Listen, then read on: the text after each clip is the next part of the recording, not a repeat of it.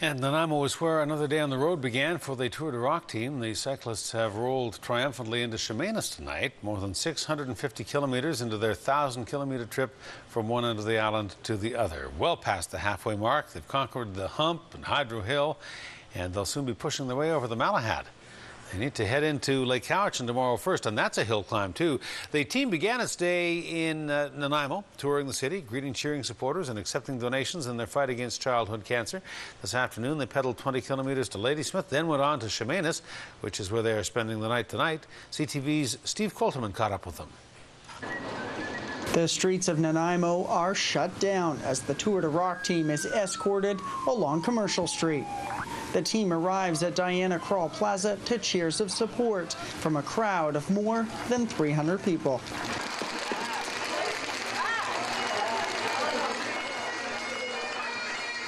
The riders say the people of Vancouver Island are giving them strength on this two-week journey. It's amazing, the support that we've received and people lining the highways and cheering and making their homemade signs. We can't say enough how much it means to us, and it really motivates us and keeps us going and gives us that little bit of extra spark that we need. The team arrived in Nanaimo from Tofino Sunday afternoon. Last night, the riders attended a community dinner at Beban Park.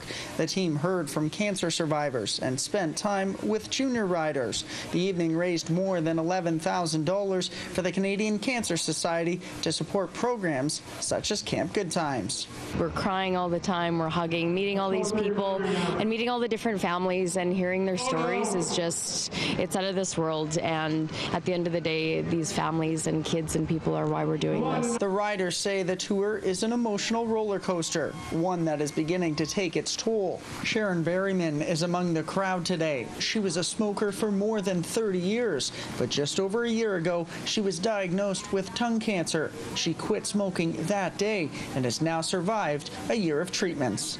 I have had my arm muscle was removed, and they took the muscle from here and put it inside my mouth and made me a tongue. I couldn't speak for 7 days. It was very hard. When I heard of this, I thought, if nothing else, for the children, I couldn't imagine. I'm an adult going through it. Couldn't imagine being a child going through something like this. Heartbreaking. Berryman is visiting Nanaimo from Nova Scotia and just heard about the Tour de Rock this week. And to see these little ones that go through this, it breaks my heart. But it is also an uplifting experience to know that there is help. And there is organizations such as the Police Ride for Cancer. This is amazing. The team departs Nanaimo with more than 300 kilometers to go. The two-week adventure will come to an end Friday in Victoria. Steve Coulterman, CTV News, Nanaimo.